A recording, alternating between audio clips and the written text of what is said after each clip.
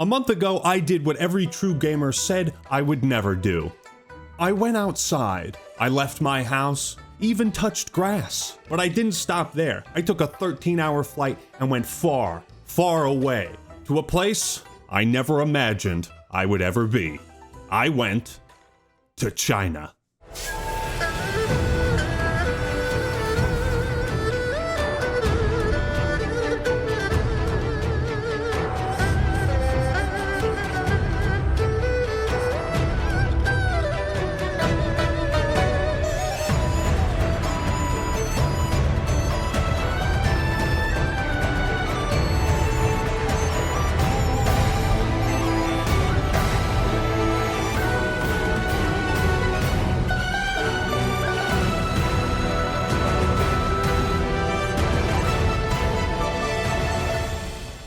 You're probably asking, Actman, why did you go to China?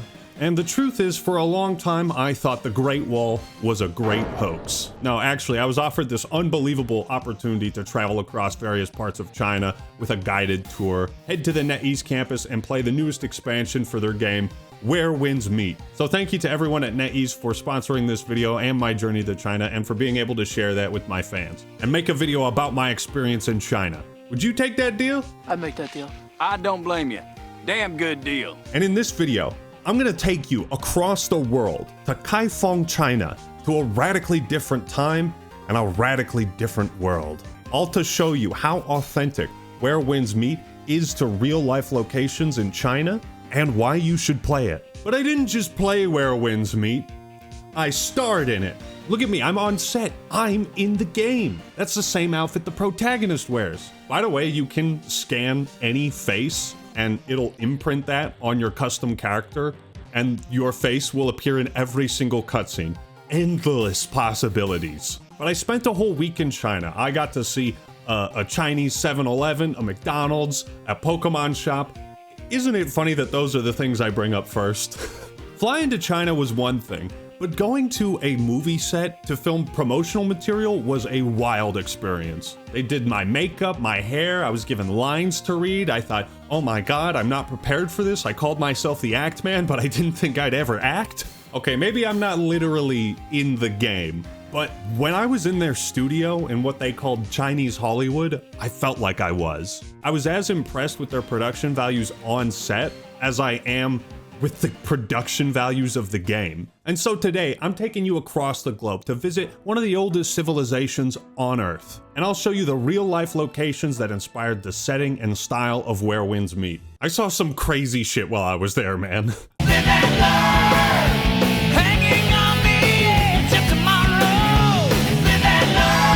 Now, if you're unfamiliar with Where Winds Meet or Chinese games in general, you might experience a bit of culture shock when you boot the game up. There's a lot of menus, sub-menus, stats, status effects. Most of this stuff you don't have to worry about until you're late into the game and very familiar with it. Because at its core, Where Winds Meet is one of the best Souls-like games I've ever played, with fights based around pulling off these endless combos, dodging, blocking, parrying, destroying your enemy's poise. You can swap weapons mid-combo and continue a brand new string of moves. There's like 20 weapon types, each with a different move set, but you also have core combat abilities that work with any weapon. One of which is a quintuple spinning hook kick. I'd recommend Where Winds Meet to any RPG enthusiast or Souls-like fan, just because of the combat alone. And it's free to play, not pay to win. But the exhilarating combat is just the tip of the iceberg for Where Winds Meet and what it has to offer. The game has robust social features, allowing players to share screenshots in post, seemingly with no text filter at all. I will spare you the details on the things I have read. So as you journey through the game, you will feel like you're not the only one experiencing it. If a character dies during the main quest, you'll see other players posting about it. You can play Where Winds Meet solo or with friends. It's a sort of choose your own adventure type game. Now, before I show you Hussy, the game's newest area, I want to take you to Kaifeng, because Hussy is more dreamlike and mythical, whereas Kaifeng is grounded in history. We did and saw many amazing things in China, but one thing that really stood out was that in order to get to Kaifeng, we had to ride a bullet train.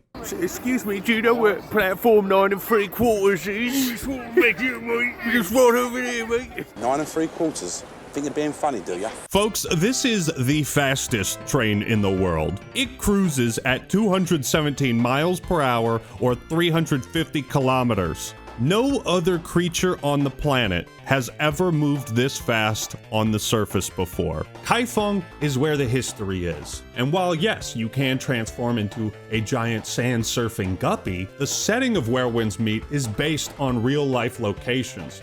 Not just ancient ones that no longer exist. Places you can still go to today. I love historical accuracy in video games. There's something about playing through a world which is real, seeing where this digital space actually came from. Ladies and gentlemen, I flew across the world to witness in real life what might be the most historically accurate game I have ever played. And this sprawling world is set in 10th century China during the Song Dynasty. Known as the Golden Age for China's cultural, artistic, and technological advancements, it's easy to see why this time period and the city of Kaifeng is so important to Chinese history. I previously made a video on this game calling it the most surprising game of 2025. And while in that previous video, I mostly just appreciated the flashy, satisfying combat, I have a whole new level of appreciation for its authenticity, its historical and real-life accuracy. For example, we went to an ancient prison. I was a little worried at the time, like, why are you guys bringing me here? Then they tried to execute me. No, so this courtroom you're seeing was remade in the game with the exact same painting behind. I took 2 selfies here, and these 3 guillotines you see, each was used to behead criminals depending on their class and their crimes. I was one of the best criminals. This is just one of many examples how Where Winds Meet takes something that's real and puts it in their game. I want to show you the game's main setting, Kaifeng. I want to go to Kaifeng with you. This is one of the ancient capitals of China, meaning it's a place where the emperor lived at one point. It's a setting of great historical significance, and I think it shows the level of pride that not only the Chinese people have in these places that are important to their history, but also the developers of Where Winds Meet, because they have replicated this place like to the blade of grass. It is insane. Oh yeah, they even have, they got the wanted posters there. Now, one of the things I love so much about a game like Fallout New Vegas is how authentic patrolling the Mojave is to the real location. The developers at Obsidian didn't just look at photographs or videos of Las Vegas. They did that themselves. They did on-the-ground research, and I think it's a huge reason why, for us Americans, we love New Vegas, because it's like, that place actually exists. You know, the giant dinosaur, the Strip. It reflects a part of American culture in a way that we can explore digitally, albeit in a post-apocalyptic world. That is the exact thing that NetEase has done with Where Winds Meet and how they've crafted the world, and not just the city of Kaifeng, but everything. From the outfits, the costumes, the decorations, the colors, the structures, the different pagodas and temples. A big part of Kaifeng is set in what is called Millennium City Park. This place is what you'd get if Disneyland was created in China, but during the 10th century. It was borderline impossible to go 30 seconds without seeing something interesting or cool or some incredible performance with guys on hamster wheels. And that's the exact vibe they're going for in the game. It is a place where there is so much content to explore, so many NPCs to talk to. The logistics of running a place like Disneyland are already mind-boggling enough how complicated that must be. But to then take something like that and put it in a video game is just next level. Like, is there a Disneyland video game? As a side note, Kaifeng is located deep in mainland China, and Millennium City Park is a tourist attraction for Chinese residents. Not so much for old Whitey over here. Between my brother, the other content creators, and I, we were routinely stopped by random people who didn't even know who we were, but just wanted to take a picture with us because they had never seen a white person in real life. It was, I got told I was handsome, man. It was a good feeling. And as an American who loves fireworks, I give my seal of approval.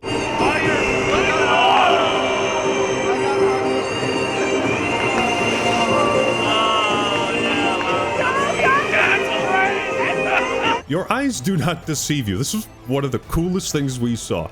A man using a water-propelled hover pack attached to a jet ski shooting a 5-barreled flamethrower. This wasn't even for Chinese New Year, man. They just do this every night. Also, all those sparks, that's molten iron, by the way. And yes, you do this in Where Winds Meet as well. Regrettably, I don't think this jetpack is available in-game for the aforementioned historical accuracy reasons, but this is just an appetizer of what the city of Kaifeng has to offer. When you first approach the city in-game, you are greeted by this giant gate.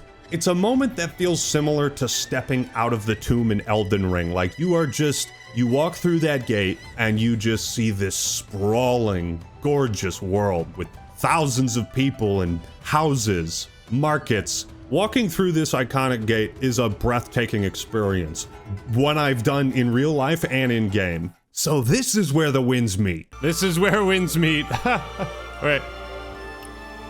Yeah.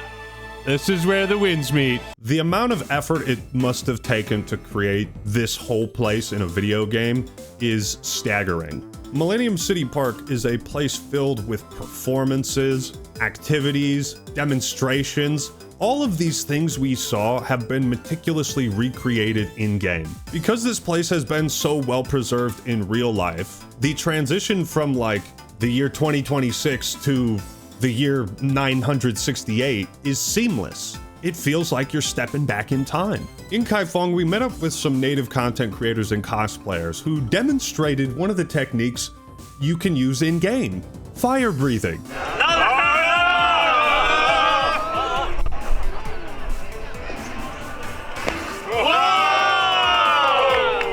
You might be wondering how this is done.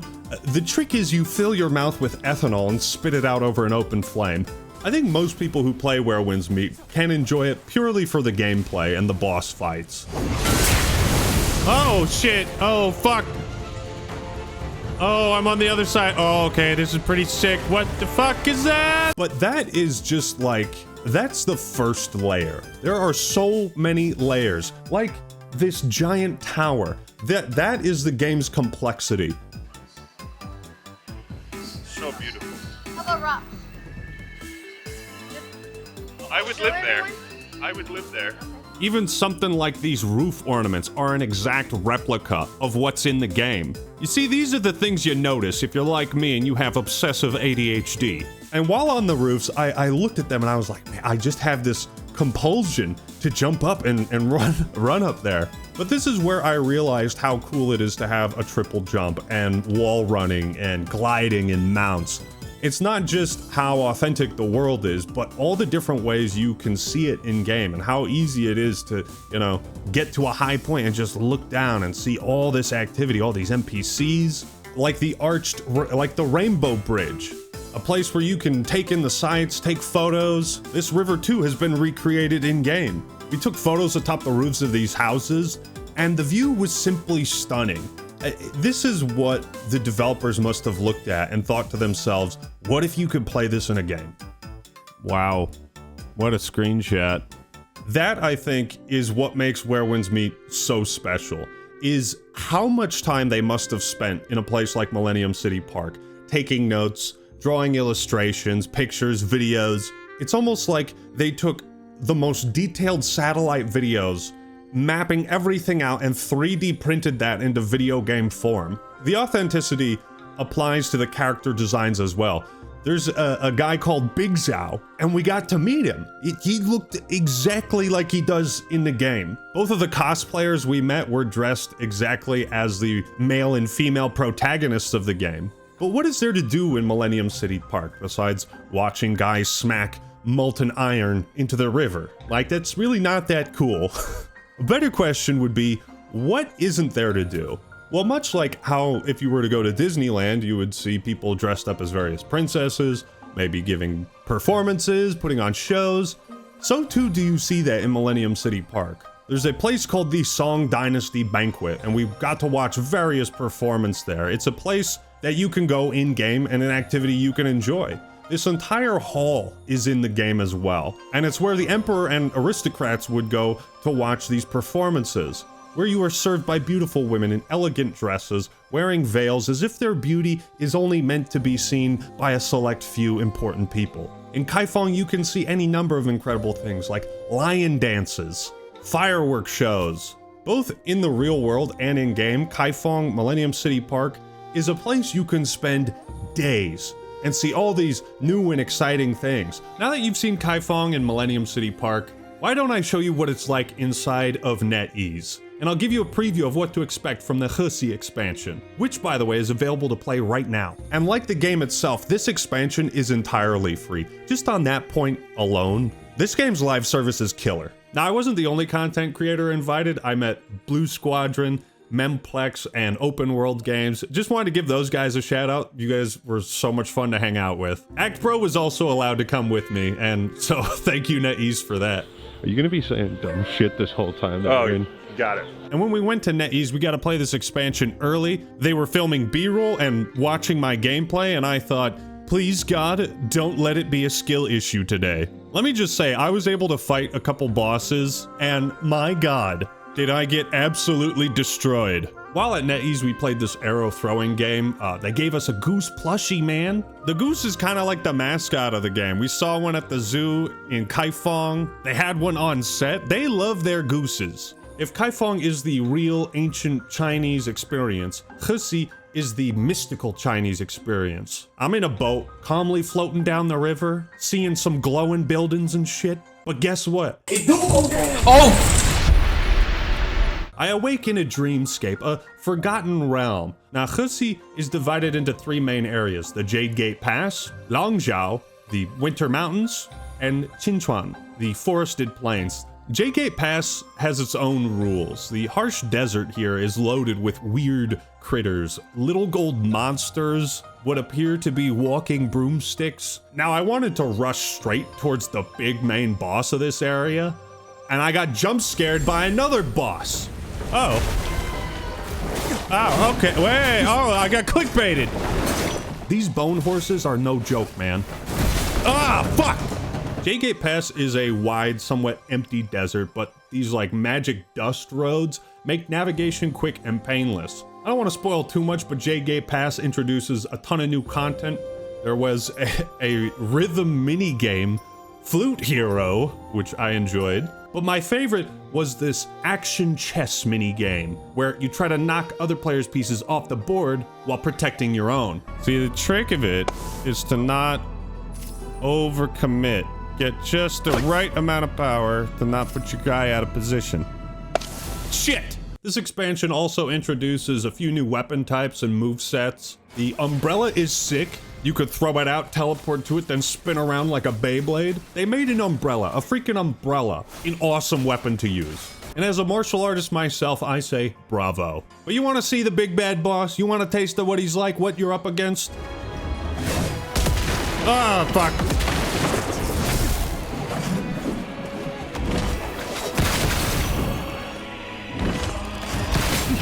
Fuck! Fucking! Oh yeah, get that out of here! Holy shit, this guy whooped my ass. Yeah, I couldn't beat his second phase. While I would love to sit here for the next couple hours and just tell you and show you all the awesome, cool things I saw and did in China, I'm gonna leave that for some follow-up videos on the second channel, Actman TV. Now, if you've watched all the way in this video and you're still unsure if you should try out Where Winds Meet, just do it. Get to Kaifeng, explore the city, and just take it in. Going to China was one of the best vacations I've ever had, and I've gone on a lot of trips. I have NetEase to thank for this incredible opportunity, and apart from the lifelong memories and the desire to go back, I have a newfound appreciation for Where Winds Meet and what the team has managed to do with this game. As one of the oldest civilizations on Earth, there is a lot of history, and Where Winds Meet stands as a testament to not just the people at NetEase, but the Chinese people's reverence and respect for their history.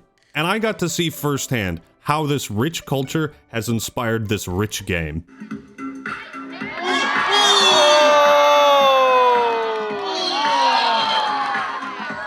Now, At a time when it seems like Western game publishers and developers are really struggling to meet customer expectations and demands, China has been throwing its full weight behind its video game publishers and its industry, and I think the results are speaking for themselves. I mean, Black Myth Wukong, the upcoming Blood Message, and now Where Winds Meet, a game that I can't believe was free. A game that I can't believe I flew to China to play and star in. And if you're someone who appreciates attention to detail, authenticity, effort, vision, and if you want to explore the rich history of China, or you just want a quality Souls-like game to smack some dudes with a giant sword, I think you will find Where Winds Meet will more than meet your expectations. I gotta go back to China, man. That was so much fun.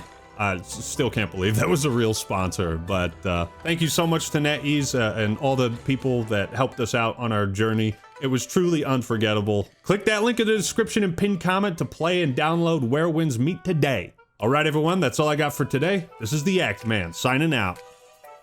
Ni hao.